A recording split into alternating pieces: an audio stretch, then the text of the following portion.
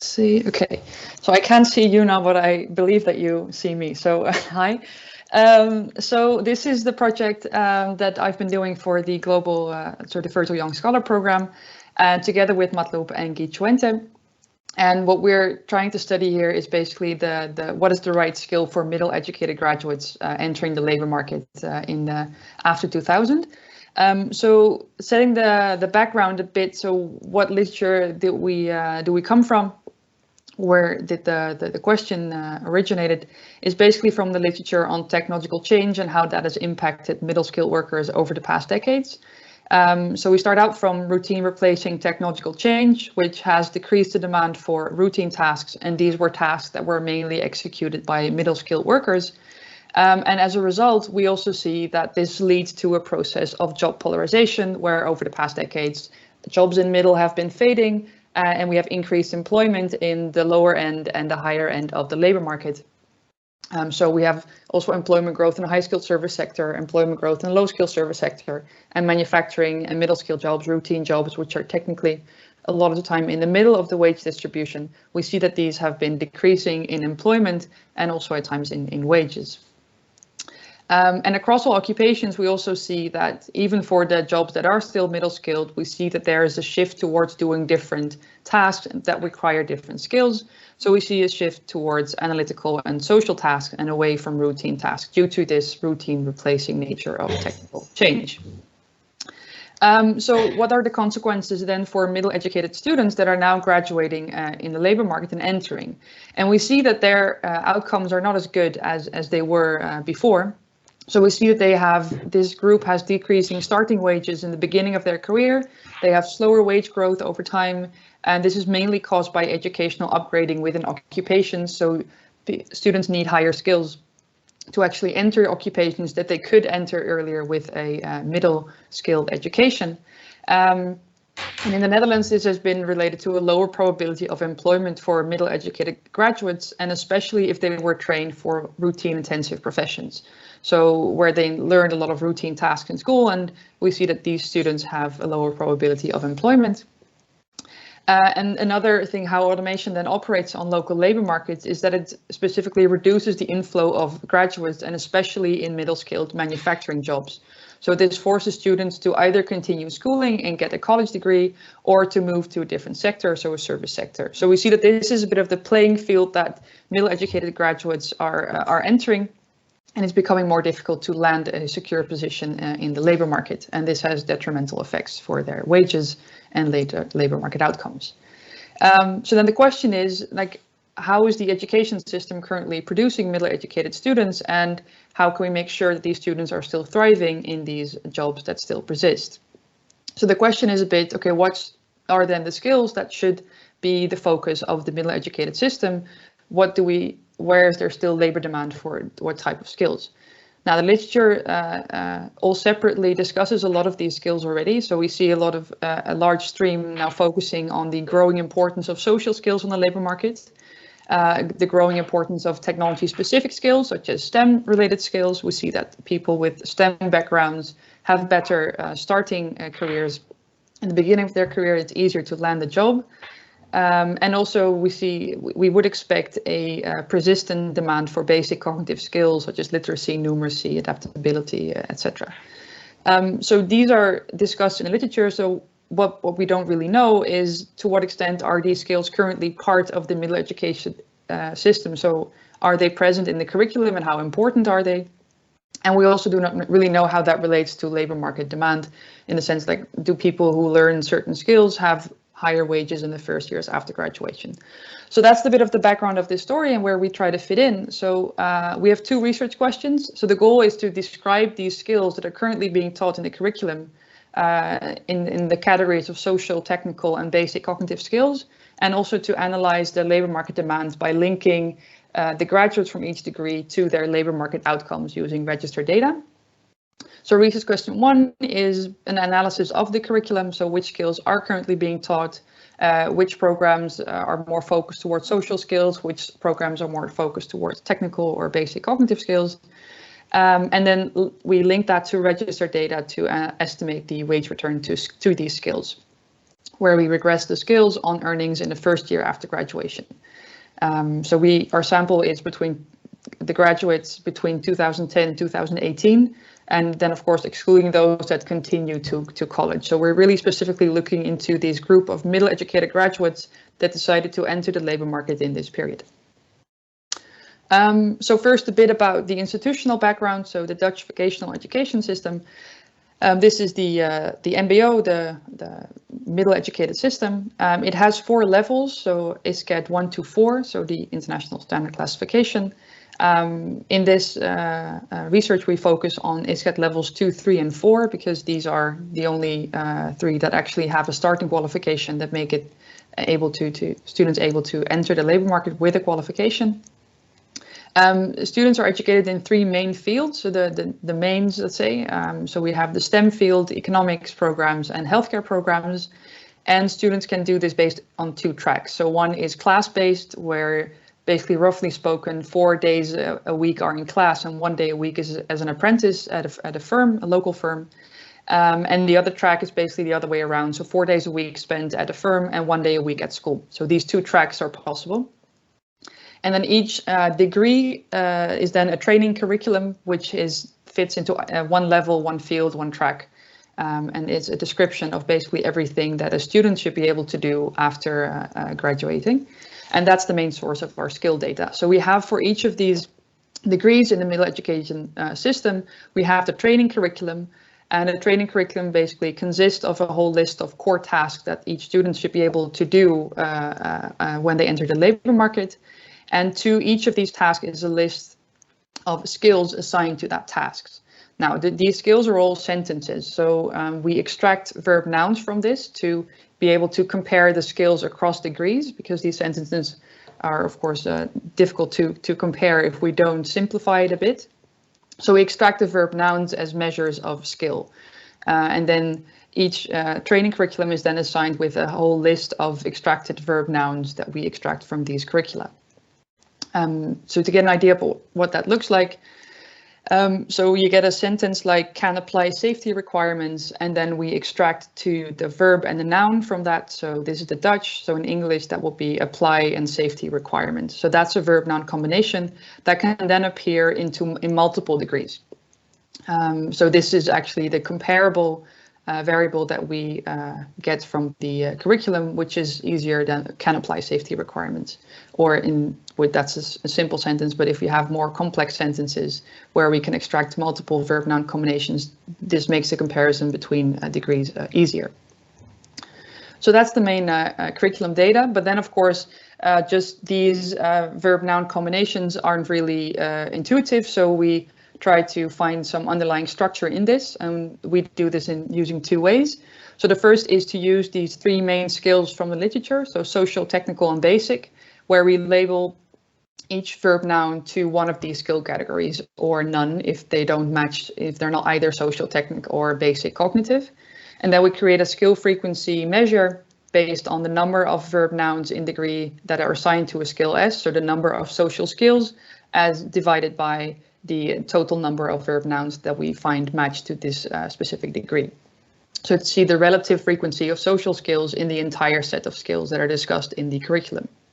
So that's our main measure.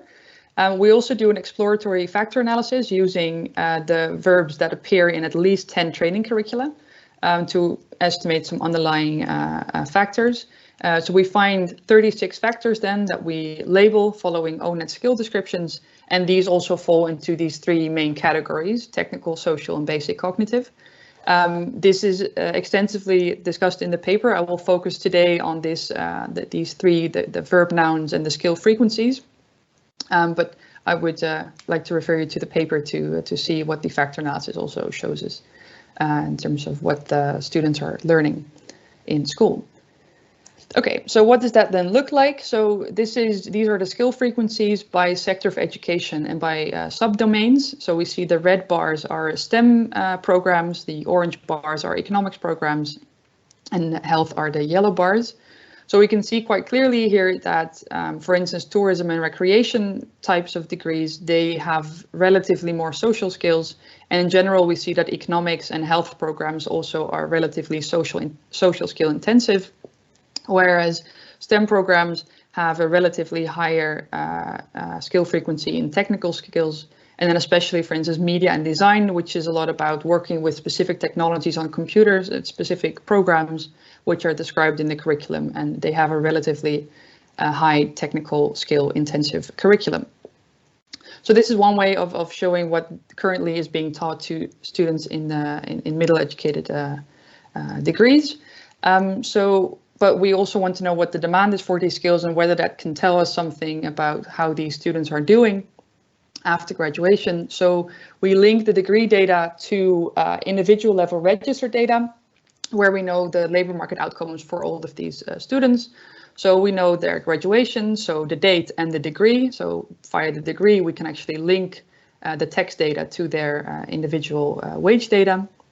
We know if they didn't re-enroll into further education, to exclude those who went to college and only include those that actually can go to the labor market. We know their earnings and employment is basically the firm where they work. And through the firm, we also know the industry of employment. So we can see whether they work in the low skill service sector, the goods sector, or manufacturing sector, goods sector, and the high skill service sector. So that's the wage data. And then a bit about the descriptive. So what is the set of students that we have? So we have over 300,000 students that have graduated between 2010 and 2018. So you can see some differences by field of study. For instance, we see that STEM students tend to earn more in the first year after graduation, and economic students have the lowest wages. We can also see that, for instance, there's relatively more females in economics and especially in health programs. So there's a lot of gender skewedness in terms of selection into the fields. And then the share of Dutch students who do not have a migration background is also higher in STEM related fields than in economics and health programs, which is also something that we want to control for specifically. And then here for the track, we see that this track is mostly popular in the STEM programs, which makes sense because these are more technical degrees, which require to learn more skills on the job. At least that's how I see that. So they have a relatively more apprenticeship type track students. Okay, so a bit about the empirical strategy. So what we do, we estimate Mincer equations where we regress the log hourly wage, because we have hourly wage data in the first year after graduation on the 3 skill frequency measures, where we also control for gender, migration background, age at graduation, and age squared. We have a number of degree controls, so we control for the field, the level, the track, and we control for school dummies. So we know there's no local labor market school effects that we're picking up, and we include time dummies, which are basically the year of graduation. So this is the baseline estimation, and then we also include interactions between the skill frequencies and field, level, and track to see whether we find different returns for different skills in different fields. And we also run the regressions by the sector of employment to see where the wage returns are differing between different sectors of employment. Then a note on self-selection, because of course the concern is that the betas are actually reflecting sorting and thus reflect ability rather than returns to skill. Now, what we argue in this paper, what the nice thing is about the curriculum data, is that the data sort of partly circumvents the issue, because students select into a degree, they do not select specifically into a skill. So the verb-noun data is more disaggregated, which allows us to move one level beyond the sorting level, let's say. We also know that students in the Netherlands, and especially middle-educated students, are actually quite agnostic about their choice. So they don't really take into account labor market prospects. They don't look into the curriculum contents. They sort of seem to pick whatever their parents recommend them to do or what their friends are doing, which are more prominent features of school and degree choice than labor market outcomes and curriculum contents. And another benefit of the data is that the curriculum is assessed on a national level. So schools cannot change the curriculum, cannot change the relative frequency of certain skills based on the local labor market. So we know that the returns are not local labor market returns because it's a national curriculum. So we have this exogeneity that we can assume. Now, still, of course, there might be some part of ability that we're picking up, but I think the nice thing about the data is that we circumvent at least part of the issue, which I think helps to interpret the coefficients. So as a first exercise, what we did is we basically did regressions for each of these verb nouns, just to see which ones correlate most strongly with hourly wages in 1 year after graduation, to get an idea of, what type of skills verb nouns we're picking up. So for instance, read information, use, tool, and act as contact are the three most positively correlating verb nouns with wages. But as you can see, these verb nouns per se do not really tell us a lot of useful information. So how to interpret the fact that read information is actually good for wages. But it becomes a bit more clear when we assign these technical, social, and basic labels to the verb noun combinations, which makes it a bit easier to interpret. So we use that just to give you an idea of what the labeling looks like and how we can see these verb nouns. So moving on to the skill frequency regressions. So this is the baseline regression here. We see that the return to social skills on the log hourly wage in the first year after graduation is negative. We find insignificant results for technical and basic skills. And the social skills in column 2, 3, 4, which I'll show you in the next slide, is where we include the interactions by field, level, and track, is remaining negative. Whereas for technical skills, we see that there's actually variation in the size of the and also the sign of the coefficient if we include different interactions, which really highlights the fact that technical skills are likely to only matter in interaction with certain fields. So it doesn't, across the board, it doesn't mean that more technical skills are good for wages, but it does for some fields and for some levels and for some tracks. So to give you an idea about those interactions, so here we have the regression, the bottom end of the table. So we here include the interactions with level, field, and track. And to look at the two most important findings, we see that technical skills are especially relevant in health programs. So students who are in a health degree, which is a relatively social degree, as we've seen in the graph earlier, but learning technical skills additionally is actually showing to have very higher returns than for students who have a STEM related degree. So technical skills help increase the wage return for health programs. And we also see that learning social and technical skills are valued relatively more in when these are learned in a apprenticeship type setting. So we find the positive returns to social times apprenticeship type, which is BBL, which is also hinting, so the way that we're learning certain types of skills also might say something about the return to these skills. So if you learn social and technical skills in an apprenticeship type setting, we see that these students have higher returns to the social skills than students learning it in a class-based setting. So that shows you already there's a lot of variety in terms of the returns to skill across levels, fields, and tracks. And then observing the wage differences across the sector of employment. So students that are entering the labor market into either the low skill service, the goods/manufacturing, and high skill service sector. We see that, again, the social skill is negative, but we see that this effect is mainly coming from the fact that social skills are negatively associated with wages in the services sectors, not necessarily in the goods sector. And technical skills are actually positive in low skill services and negative in high skill services. The way that we interpreted this for now was that this is probably because of a relative scarcity of students with technical skills and low skill services, which might then relate to higher returns for technical skills in this sector. But that's, of course, still guessing, but that's a bit of how we interpret that finding. And yeah, that's basically the most important results. So concluding, what we do is we use this novel data set of curricula to estimate returns to disaggregated skills. So despite evidence in the literature for growing importance of social skills for higher educated workers, we find that the returns of social skills are actually negative for middle educated graduates, and especially if they are employed in the services sector. So that's already quite interesting, but also in terms of returns to these types of skill for middle educated graduates are significantly varying across fields of study and also the track, and also across goods and service sectors. So it might still be the case that, technical skills are important, but they're mostly important for instance, health related to students. In terms of policy, basically, there's no one skill fits all solution for redesigning curricula. Both social and technical skills are multifaceted terms, which is something that we specifically show with the factor analysis. So that's more of that in the paper. But they also differ in complementarity across fields. So not everybody needs social skills and not everybody needs technical skills.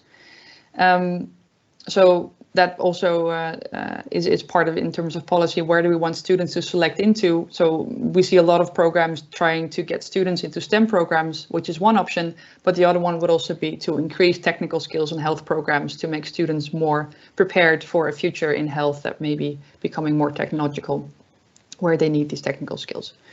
Yeah, so that's basically the paper in a nutshell. I'm not sure how on time I am, but I think it should be okay. So open the floor for questions. Thank you very much, Femke.